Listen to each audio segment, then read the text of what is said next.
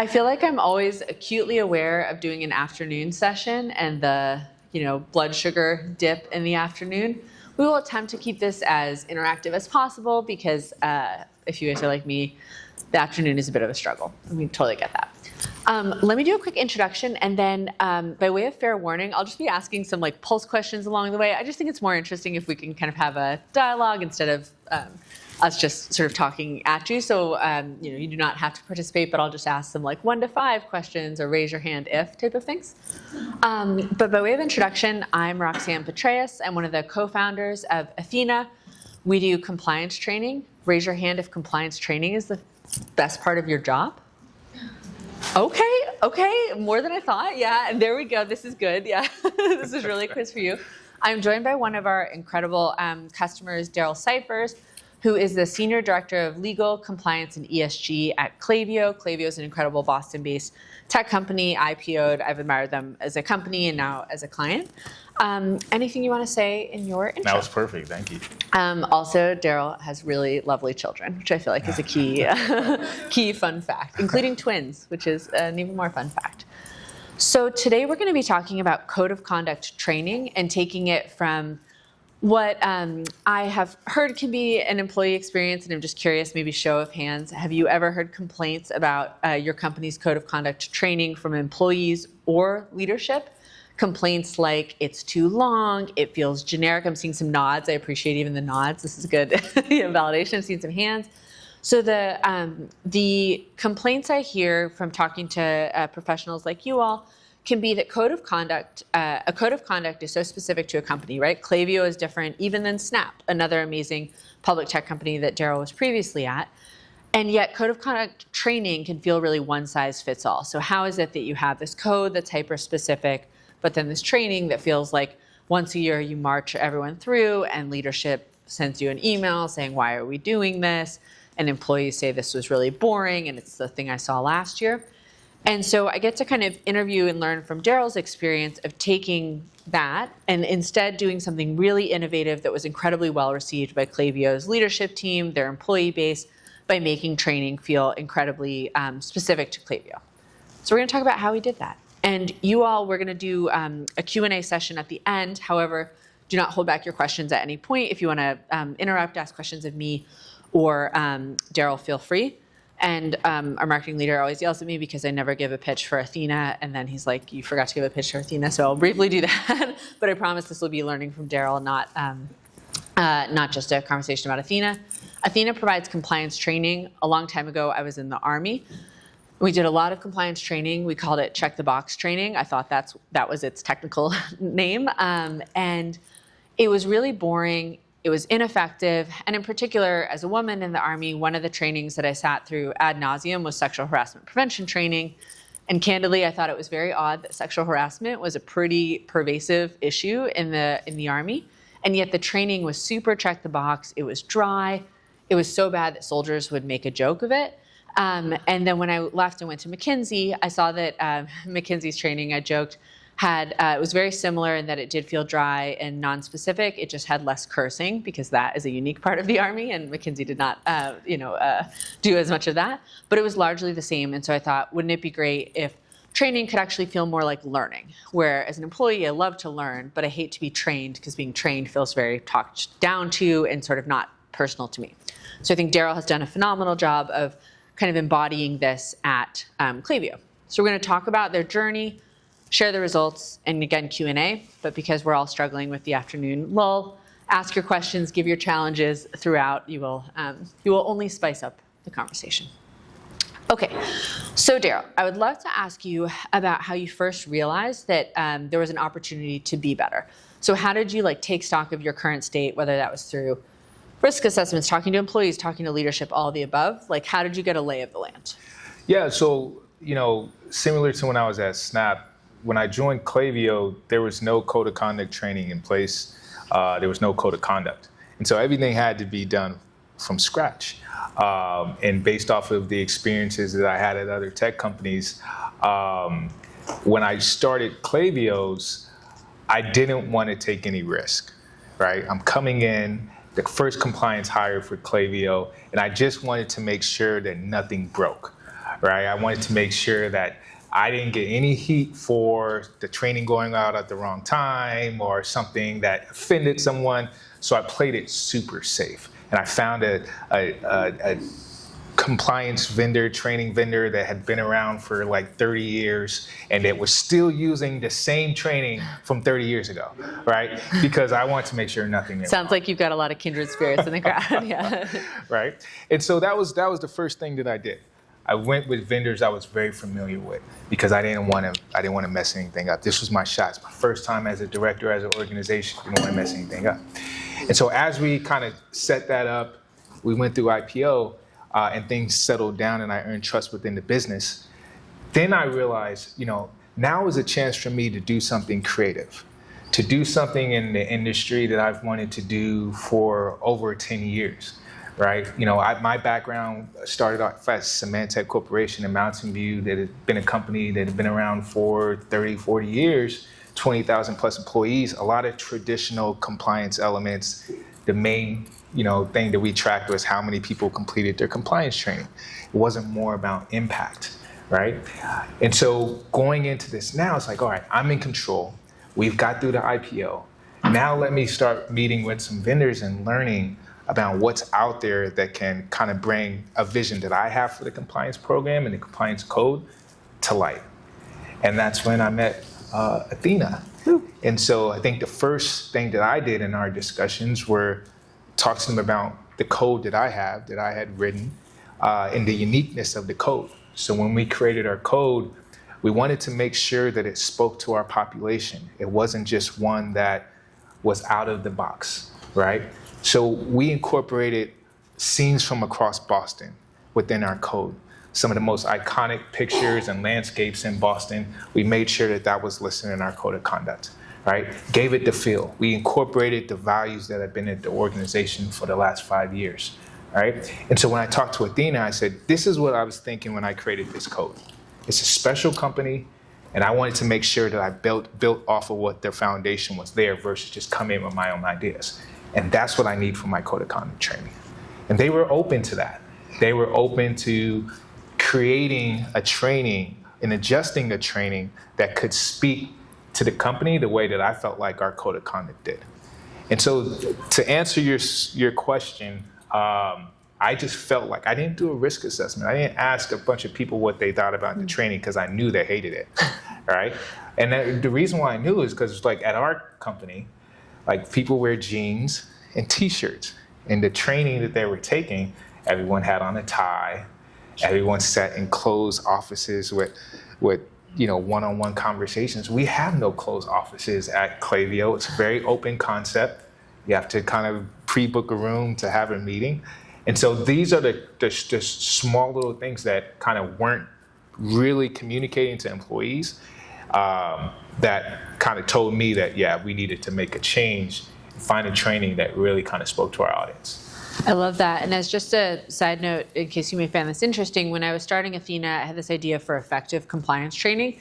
So I did a bunch of research from academics on like what actually is effective in the ethics space. There's actually a lot of research from the sexual harassment training space that I think is applicable to compliance more broadly, even though that's more, quote, HR compliance. And there was a study done from the military, so I was especially interested in this, that it kind of asked the question, like, what is the sort of predictor of if a unit is going to have instances of sexual harassment? And they found that the biggest correlate, the biggest variable they could identify was if the organization, the particular unit, was perceived as actually caring about harassment, it was less likely to have harassment incidents, which in some ways is kind of wild because it's like, wait, all you have to do is think that I care?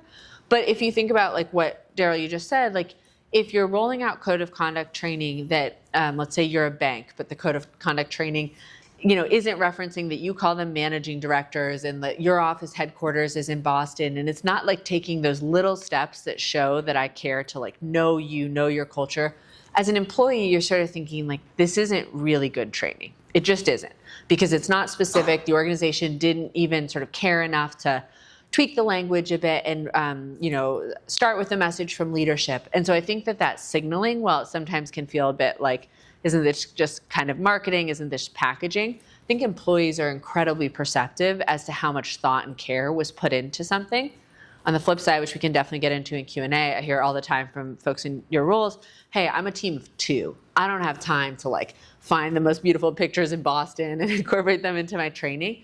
And so we've thought a lot about how we can use tech, which we'll talk about, to kind of scale, to make much easier your ability to kind of put your thumbprint on our training without you having to become a designer. That's a great point, because I think oftentimes as compliance professionals, when we're building out programs, we forget to understand the employee experience when they're going to disclose a concern, right? That's a super difficult position to be in as an employee, to say, I'm going to raise my hand and I'm going to talk to some people that work for this organization and tell them that this was wrong, with the potential of retaliation, with the potential of being called a snitch. Like, all these things go through employees' minds when they're thinking about, do I want to raise my hand and say that I heard someone make a comment that they shouldn't make? Or do I want to raise my hand and say, I see the sales team kind of fudging their numbers a little bit. Do I want to be that one? And so if I'm referencing an out-the-box training, if I'm referencing a code of conduct that doesn't really speak to me, that's not helping with that decision. And I think it's super important that when people are reading a code of conduct, when people are watching a code of conduct training, that it keeps some kind of hilarious pieces in it. You guys have the click in the book piece, which I think is hilarious.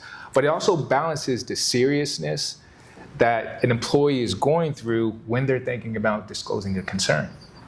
And when you show that through your training and your code, that's respect. What you're talking about is a respect for their time, and the creation of a product. I think that's when you see the fruits of your labor of employees speaking up, whether reaching out to you personally, reaching out through the hotline, but at least they see, they invested their time into this. I love that. And I've heard you talk about employees as your client, like thinking about in a very client-centric way, which I think, I'm a CEO, I totally understand that sometimes employees feel like you're whiny children and they do not feel like your client.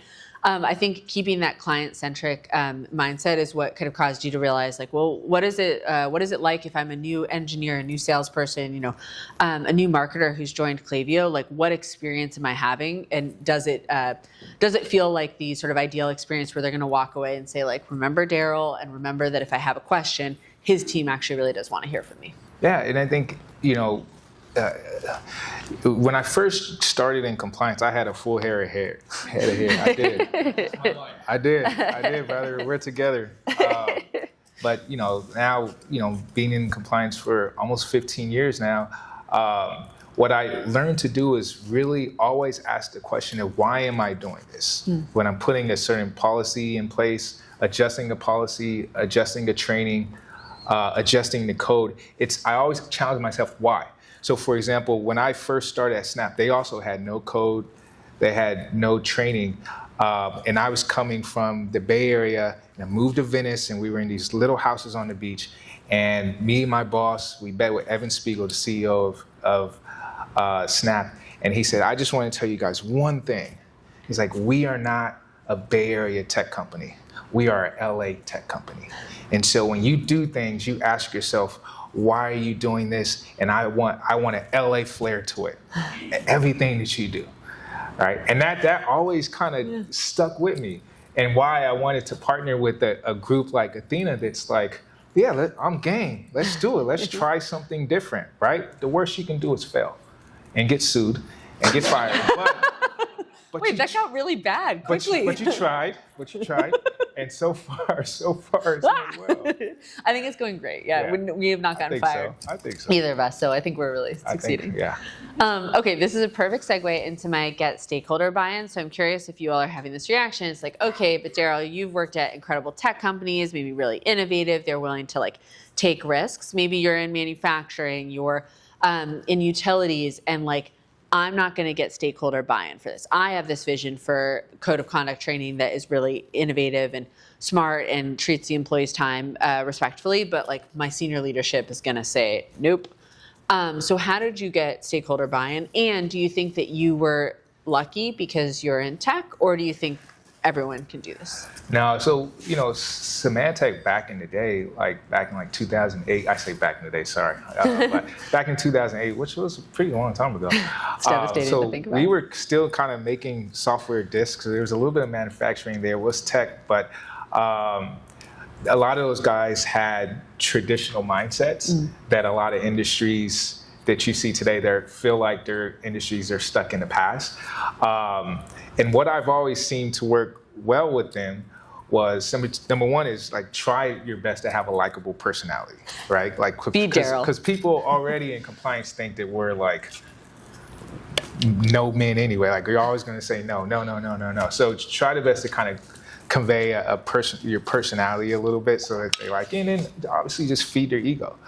And that's what I did to get buy-in. I incorporated the CEO, co-founder, chief legal officer, CFO, the president inside of our code of conduct training.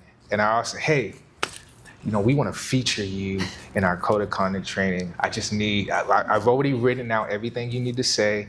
We got partnership with our production team. They're going to come in. We worked it out with your assistant already. We just need 15 minutes of your time. Just go to floor 11, read this script, and you're done. And the whole company is going to see you. Every employee that ever joins this company is going to see your face on this video, right? Just try to because a lot of the big wigs at our organization like to be front and center. And this is a good way for them to be front and center. So kind of stroking their ego a little bit and playing up to that, hey, you want to be a part of this is great. And so that's what we did with Ethena. We have leadership do bites within the training that we wrote for them around integrity and different parts of the training, from financial aspects of the training to privacy aspects of the training to values aspect of the training. But incorporating them in it and letting them know that by doing this, it's toning the top, and then explaining what toning the top means to them, right? And that these values are a good way for them to kind of trickle down to the team when they see you talking about it. I think tone at the top is a great way to kind of tie in the signaling point I made of as a junior employee, as a manager, hearing from your leadership, this was so important that I took time to be in this video talking about our code of conduct. I think is an incredible way to demonstrate tone at the top, not just give it lip service. And I think it keeps them honest as well. Because as much as you want middle managers to follow what they say, you want them to follow what they say also. And so if you're writing out a script for the CFO talking about how books and records need to be accurate and it's important to kind of report concerns when you see it, they're speaking to themselves as they're making these videos. And we can always hold them accountable and hey, you've been a great partner for us. You've been able to cascade this message to all ends of the earth through our company. We hope that you end up making the right decision when it comes to this scenario that we're in. Love that. Maybe transitioning to finding the right partner. So I'll be candid with you. I have learned, because I'm not a lawyer, I'm not in compliance. My background was in the Army. I kind of came to this as a if I had known more, I wouldn't have started, but I didn't, and so I was bright-eyed and bushy-tailed, full head of hair, that sort of thing. And I've learned that some of you all have been burned by vendors before. That is what you all have taught me, is that, hey, people will say that we can support your vision for an incredible code of conduct, can make your hotline really seamless, can make it easy to use, and then when the honeymoon phase is over, that is not the case, and you all are left doing a ton of work just to get training out the door, or whatever it may be. And so I'm curious, how did you know we were the right partner? Because of course, we say that, but how did you sniff it out? Yeah, so to give context as to why I said early on that when I joined Klaviyo, I didn't want to take any risk and I wanted to work with a partner that's been around 30 years, it's because I did take risk in the past and got burned, right? So when I was at Snap, there was this vendor, I'm not going to say their names. But maybe after a drink or so, yeah. Just kidding. But they came out with this conflict of interest tool, and they're like, hey, we can manage all your conflicts of interest tools, and we can do it this way, and we're going to give your employees scorecards based off the conflicts and the policy and tie everything together. This is great. and I signed with them, and we distribute this all throughout Snap. And then we started realizing that some of the things that they said the technology could do wasn't going to actually be done for another year or 2 years. And then we learned that when things went wrong, who could you reach out to get the support? And the support wasn't there. So I've had 3 conversations with Evan Spiegel from Snap throughout my time there. One of them was he said, we're an LA company, do everything LA. The second one was, whatever you're doing in compliance is sending these conflict of interest emails to everyone that it's not relevant to, stop it now. That was 2 of the 3. The last one we don't need to talk about. But it was a really big embarrassment for me when the conflict of interest tool started reaching out to people and it just wasn't doing what, it was so embarrassing, right? And it took a lot of creditivity away from the program. And I didn't want that to happen. So when I was talking to Ethena, I had a lot of questions about like their service model, their engineering, who's actually going to do changes if we need it. And there's a lot of folks in our industry that provide services that have been around forever, and we have personal relationships with them, and we go out and have drinks with them, and they're all great. But at the end of the day, this is your livelihood, and you need to know the technology is going to be able to support you. And so I just continue to ask Ethena about support model. Like, hey, if it's 12:01 a.m. on a Saturday night, early Sunday morning, and something goes wrong, who can I reach out to? What can I do? Like just crazy random questions. And I think the reason why I'm up here talking to you guys about Ethena is because of their service model. I think the customer service piece of when I need something, when we have something that comes up that I need to address through training, I need to customize it, are you going to be there? And if I need to have it turned around quickly, I can give an example. So our organization, different than like some of the other companies I work for, we're a younger company.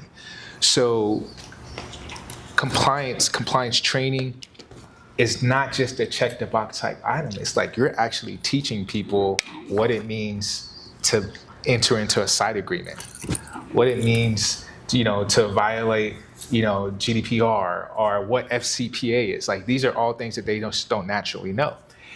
And so we had a scenario where we had some employees. You can pause the video on this one. I'm just joking. We had some employees that believed that, we believed that they were entering into side agreements inadvertently. And so I called up Ethena. I said, hey, like I have this issue where I need to train all of our sales folks, all of our partners folks, all of our customer support managers about side agreements. And I have an idea, I have some information I want to put into this training, but do you guys have some content that I can use like as the backbone behind it? And so Ethena had a books and records training that they had in their anti-corruption piece. I was like, the foundation of your anti-corruption training, this books and record piece of it would be really good. I just need this piece and I need to add this to it. And then I need to send it out to 500 or so employees to do this. And we were able to accomplish that, I think, in like 2 weeks. And get it out in front of employees before the end of the quarter. And that's the service that I'm talking about that like we all desire. Like we don't want to just be another customer. We want to feel like they're in the battle with us, that our success is contingent upon their success as well. And that's kind of what I was looking for and what I appreciate. Yeah, I think I've just been really lucky to partner with a lot of people like you who kind of have this amazing, innovative vision, and I want you to be rewarded for that, not to your joke, fired and sued. I want things to be really successful, but I think our customer support team just like really lives that value of understanding that, yeah, it might seem like a small tweak, you need to change one sentence, but for you, this is a big deal and it needs to happen quickly. So anyway, I appreciate you speaking to that. Yeah. Okay, we're going to talk about how it all went in terms of the what the change was and then how it was received. So we kind of talked through this training, and I'm curious, like maybe show of hands, nod, you can wink at me, whatever. Training that feels up to par, you're doing it, you're checking the box. If anyone came and asked, are you doing code of conduct training? It's like, yeah, of course we're doing code of conduct training, but it felt generic, or it doesn't feel like it, you mentioned books and records, but for you all, it might be some other part of code where you're like, this is the risk area.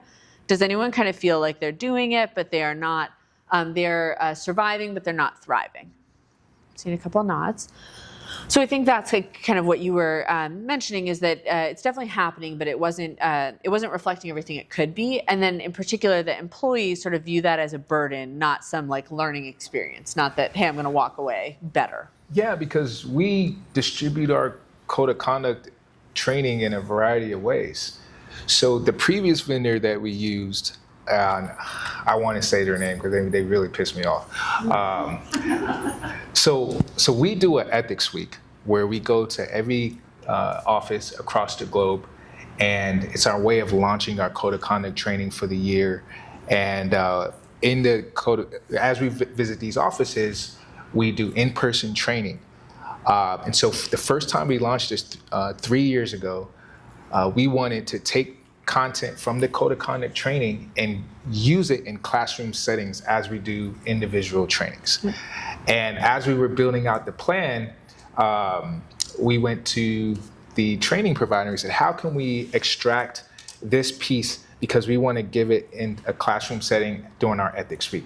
And they said, no, you can't use that in a classroom setting. It's against your contract. I was like, well, what do you mean? He's like, well, you're licensed to give the training out to this many people, and we can't track who you're giving it to if you're giving it in a classroom setting. I was like, no, but the whole point, right, is for us to train the employees. That's what our goal is.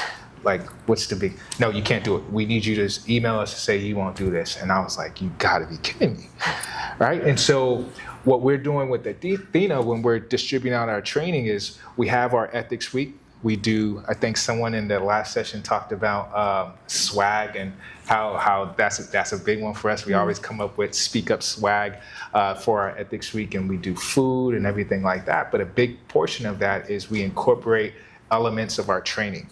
And so in our office, we have like when you first walk into our office in Boston, we have this big atrium with a big TV.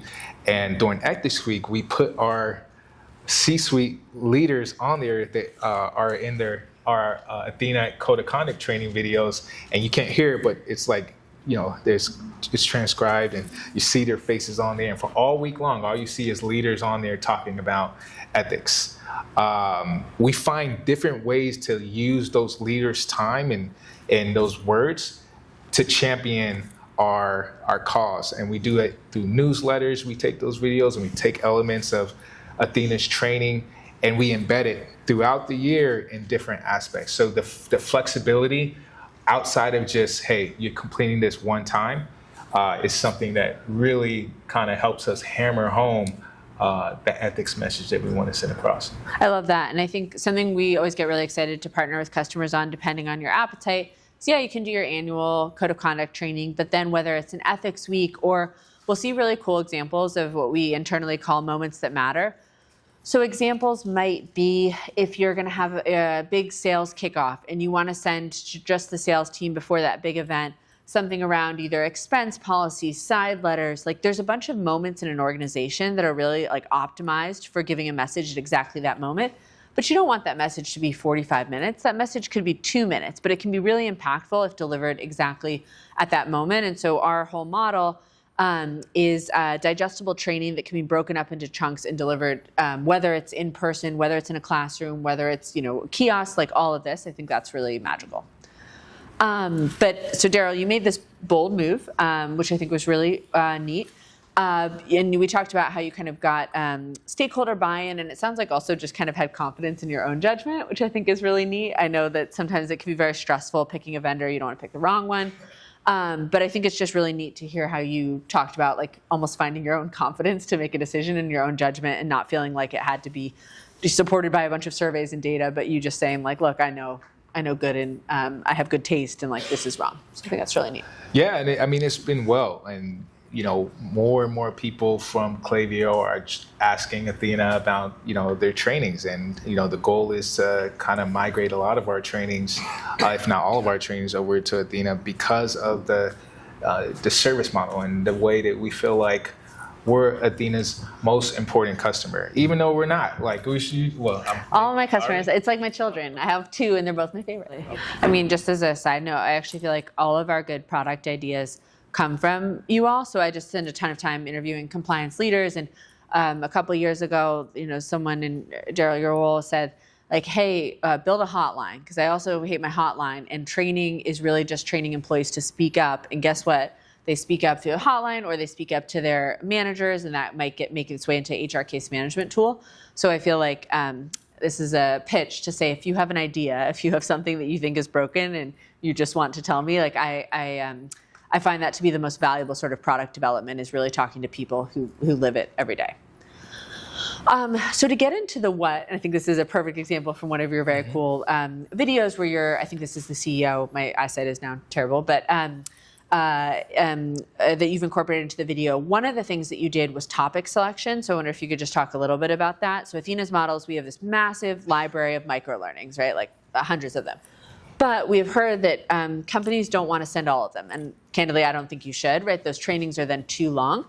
And so instead, what we partner with, and we give suggestions, but our partners can basically pick from this library and kind of create their own playlist of topics that feel most important to you, and whether that is 5 topics or 15, you can do that, and then you can pick specific topics just for specific groups. You mentioned sales. I feel like sales, marketing are ones that come up a lot. Can you talk a bit about how you think about picking the topics that you train on, and do you think about changing them year over year?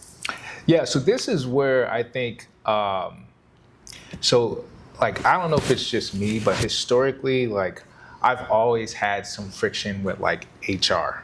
Is it just me? Is anyone's compliance program ever, territorial issue with, hey, this is my lane, no, this is. So I feel like this is one of the areas where we can kind of bridge that kind of friction, that gap, is by incorporating them in this selection process. So Ethena has a ton of areas to select. And so what I did was I brought in our chief people officer, I brought in our security, our CISO, I brought in the head of our privacy team, and we made the decision together. Because there was so many offerings that Ethena has as far as content goes, we came to an agreement together, and that was kind of the fact that I included them there kind of gave me some credit points with them as far as collaboration goes. So I guess to answer your question, it wasn't just solely me that made the decision. Yeah. We kind of worked together based off of what we're seeing from an investigation perspective, from a data privacy perspective, and the issues we're seeing. All those minds collectively said, all right, these are probably the top topics that we need to cover within the organization. But then there were some areas where we had to have that particular video. Like, for example, I mentioned a few minutes ago about the cooking the books. I think that's one of the most funny parts of the training that our employees love. And it's this lady that's she's in the kitchen cooking, and then the whole thing is cooking the books, talking about how you're cooking numbers and doing things within the organization that you're not supposed to do in a reference to FCPA. I thought that was great. Yeah. Right?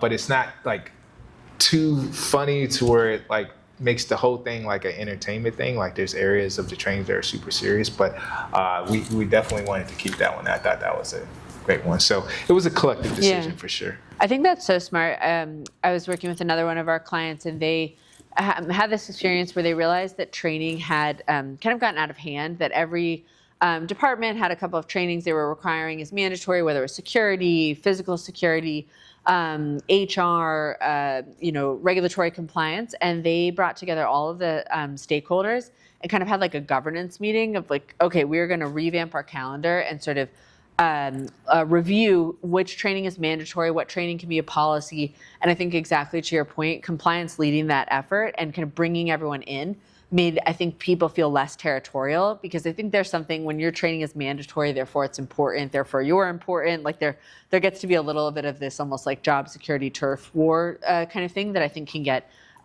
rolled into compliance training. And instead, when you say like everybody's topics are important, but they need to be consistent, we don't want to feel like we have one vendor created training here that looks totally different than topic number 2.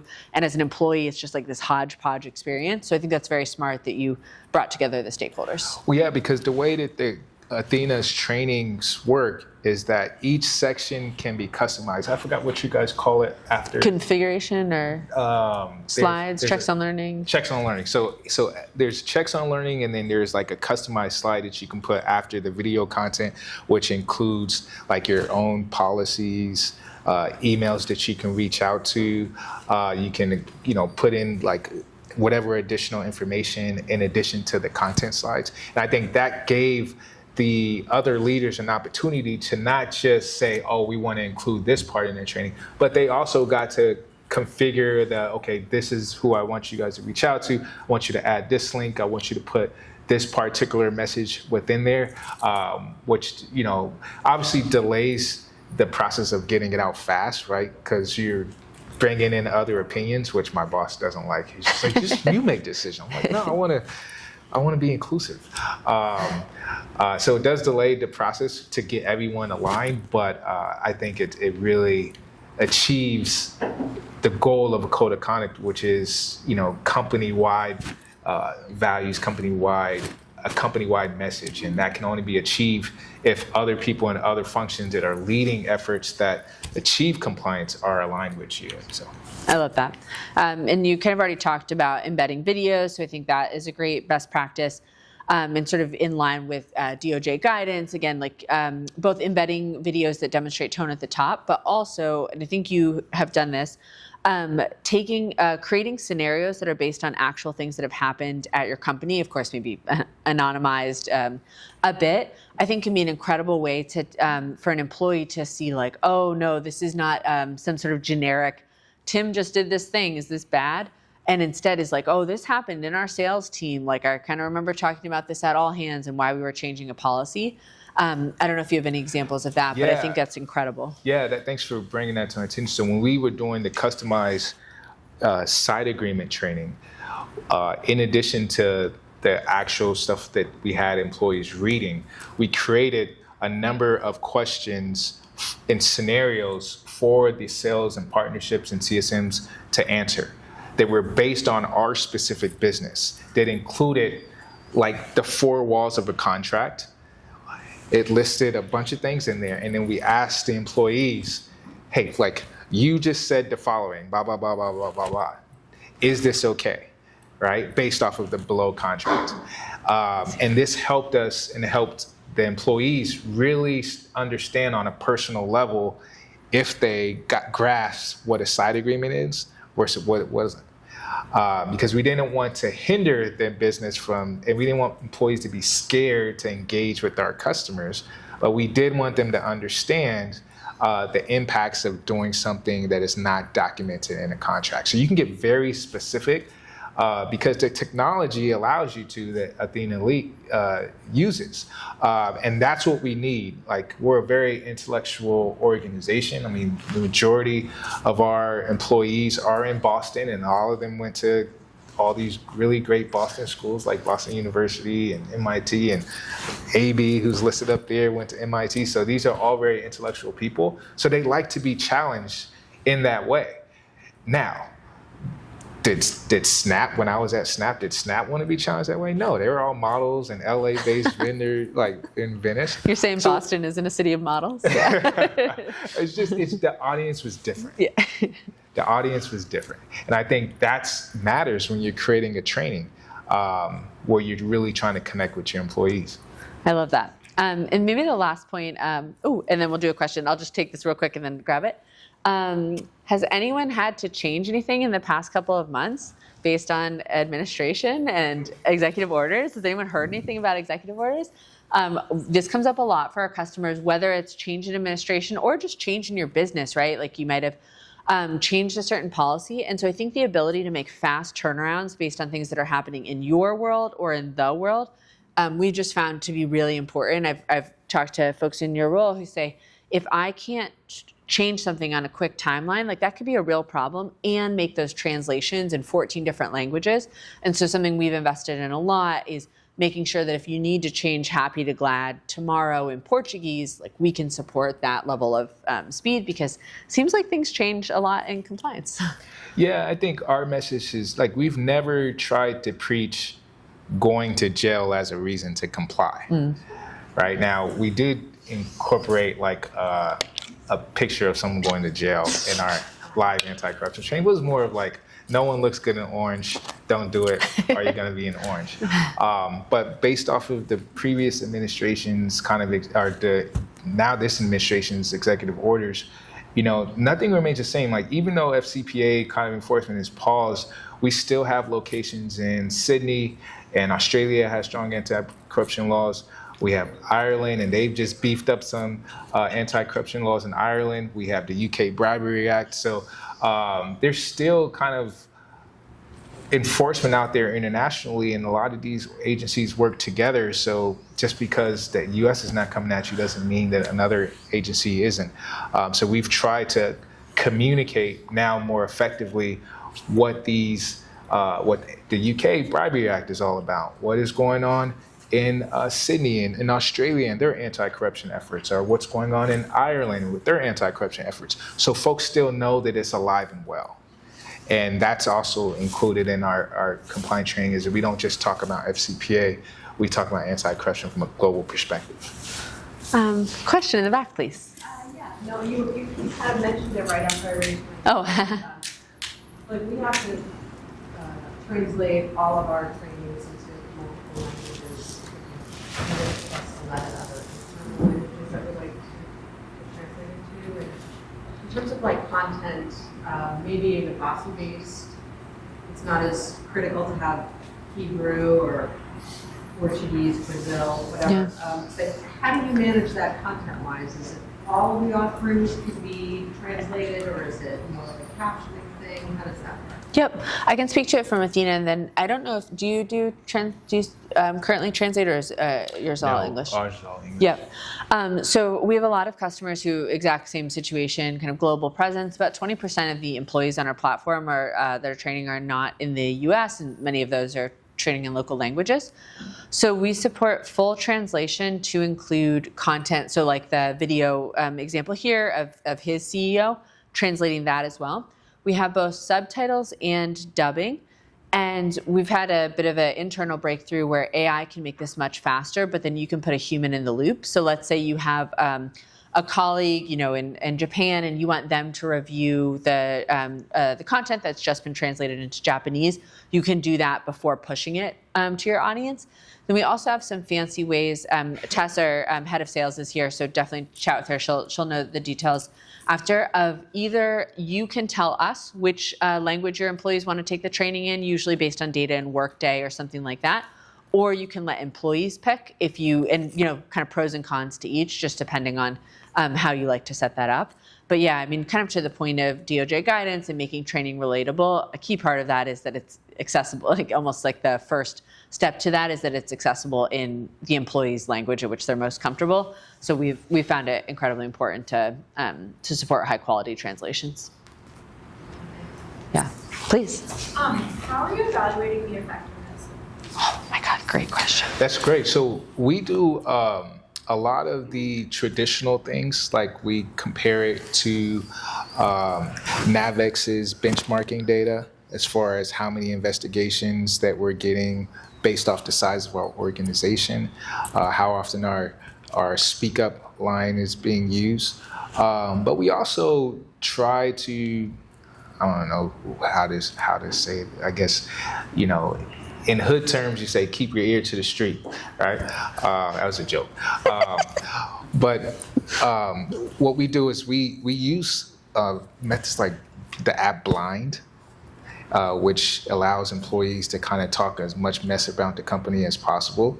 And we monitor that. We monitor Glassdoor and see what employees are saying there about our organization. It's interesting, like a few months ago, we had a sales conference in January, and I guess one of the employees that won Salesperson of the Year, like there was a ton of blowback on Blind. They were like, "Oh, this person is stealing leads out of Salesforce. That's how he got it out, everything like that." And we didn't know if it was true or not, but wow, what a great way to get a tip to look into something, right? So we try to kind of really understand through Slack what employers are saying, how they're feeling about the organization, but also just your traditional benchmarking based off of investigations, data privacy violations, and things such as that. So glad you asked that too, because going back to like started the company with the idea of making training that was learning, but the only way that you do that is if employees are actually learning, right? And so kind of two thoughts. One is we allow and encourage companies to put pulse checks into the training. It's not a perfect measure, but you can see here Klaviyo learners being 56% more likely to feel very comfortable coming to legal compliance after taking training. We really encourage companies to ask that question because we want to know, hey, did the training increase that number? We see a lot of our customers bring that kind of data to audit committee meetings. So they, kind of, you mentioned earlier, historically, when you report on training data, you say, everyone did it. Look, there's a green checkbox next to every employee. But I think moving to, okay, but are they more likely to report an issue? Are they more familiar with your code of conduct? Like you can ask a couple of pretty basic questions to get at, are you better after taking this training than before? Keep your ear to the ground. Was that phrase? Keep your ear to the street. Keep your ear to the street. So I actually think that is really important to do in concert with surveys because surveys are one tool, but they're not perfect. And so we had a customer who, what they would do when an employee came to compliance or to HR is they would just ask as sort of an intake, like, why did you show up? Like, what made you raise this issue? And the customer told us that that particular employee raising an issue said, I think this was in the harassment space, but I can't quite remember. They had just taken their Ethena training, and the Ethena training had called out, hey, our policies aren't just related to employees, they're related to vendors, to contractors.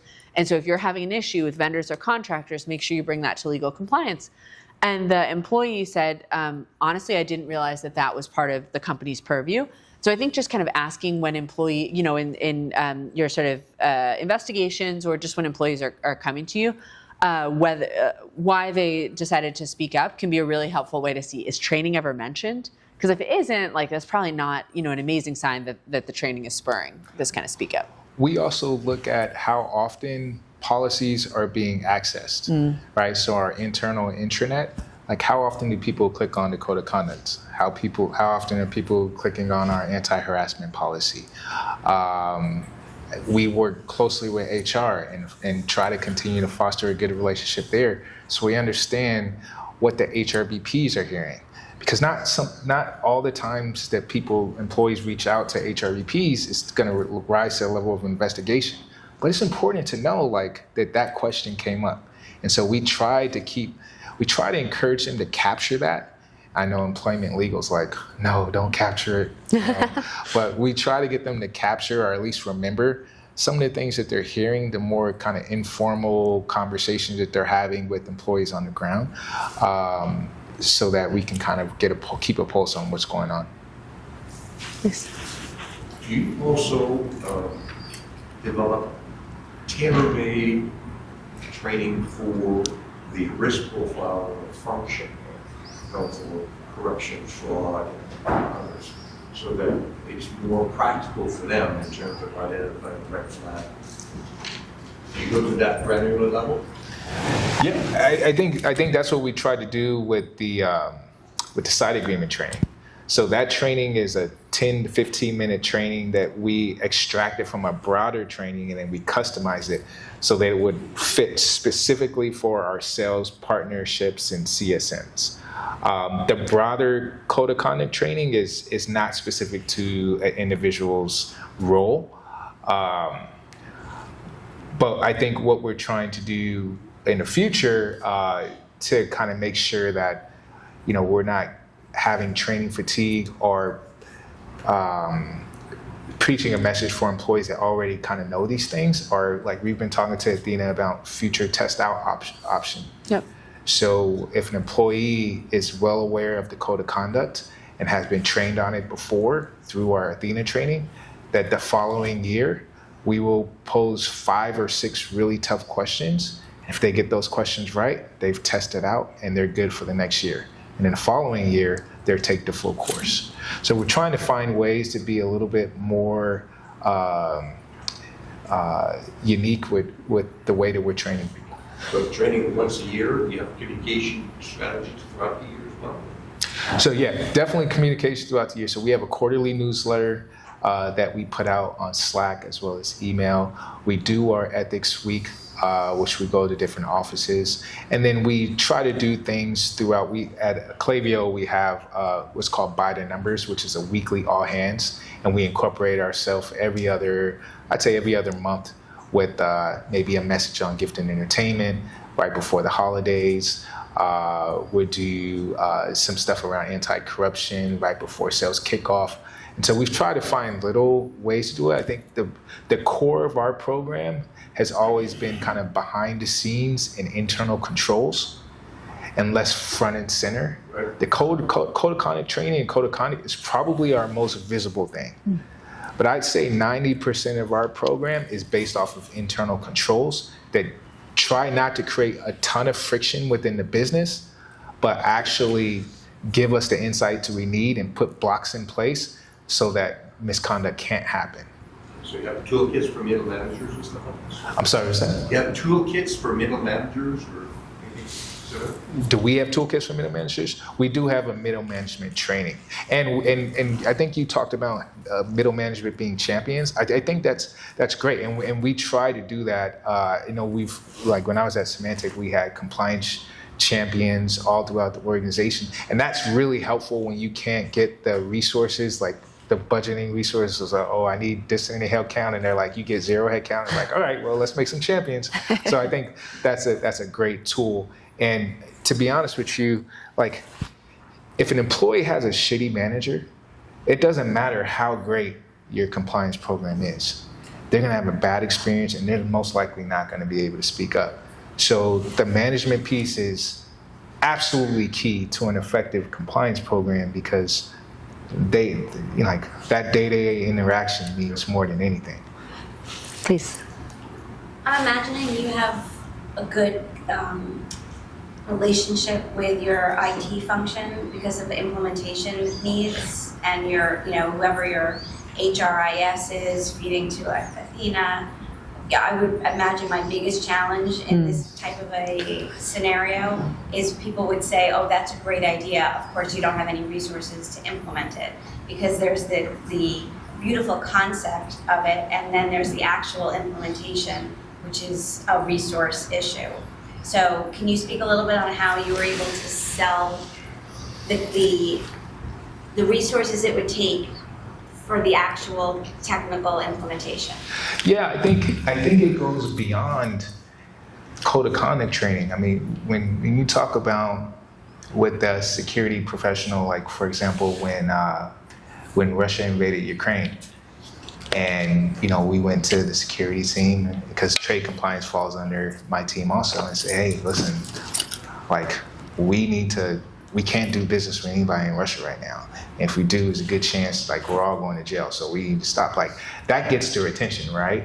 And you start talking to them about the seriousness of the work that you're doing, like, and it opens up their eyes. You're like, oh wow, like they're looking at how many hits they're getting on a website and how many people are how many IP addresses are accessing the account from Russia. And then they see that this compliance thing is not just nice to have, but there's real consequences, real impacts on the business. And that opens up their eyes. And once their eyes are open, it's your job as a compliance professional to keep those eyes open and keep that respect that they've gained. And so when I went through that process, what was it, 3 years ago now, with Russia and Ukraine, and went through the process of looking at how many customers we have there, how much revenue it impacted and brought security in, and then highlighted security's efforts to partner with us to the entire company. Like, hey, they made this happen. They kept us safe. They kept the lights on. We're not in trouble with any sanctions, folks. They appreciated that. They appreciated that I highlighted them and everything like that. And then when I came to them and said, hey, I need to be on the roadmap so I can integrate this technology into our LMS, they were like, yeah, we're all game for it. So I think I think you mentioned this on your program. It's like that personal relationship that you have to generate with your stakeholders so that they do prioritize your time when they have 100 million other things to do. I think that's why it worked for me, is because when we did have the really, really hard, serious stuff that we need to do, I gave them credit. And in return for that, they prioritized when I needed to get this training out in 2 weeks. I think you're right, though, that a challenge I hear a lot, if I'm picking up, the sentiment is like, yeah, but the Workday HRIT team has a backlog 6 miles long. And so a couple of things that I've seen be effective is, one, if leaders feel like their current training is taking too long and they can't target based on role or risk because the training doesn't integrate well with the LMS, they the compliance leader will say, like, we can cut seat time by 40% if we switch. And suddenly, the CFO even is kind of like, well, like that's pretty meaningful. Like, you can kind of just do a quick back of the envelope seat time. So that can be one. And then another one is, if your current process or vendor is glitchy, sometimes we'll hear that the CEO tried to take their training and they had to do it 3 times because it didn't save, because there was some tech glitch. Like, taking the number of tickets you have, and then we typically work to show and do like a test or a pilot if need be, like how many glitches and tickets you have with Ethena. That can be pretty powerful too, because all of those glitches cause somebody in your team, or somebody has to answer those. So those are two. You have more of like a carrot approach, and my suggestions are more of a stick, of like, hey, yes, I do need 4 hours of the Workday team's time or the LMS team's time to switch vendors, but in exchange for that, you get 40% fewer training hours or something. And we had one customer who said that they had 5,000 IT tickets from their previous training vendor, because it was like training went out in Vietnamese to the people who were supposed to get it in English. And like all of these little glitches, it didn't save. And those were two things I found. Is it your LMS, or can you host on another LMS? Both. So we can give you files if you have an LMS, or you can use our LMS if you prefer, whichever. Yeah. I think we probably have time for one more question if there's one more.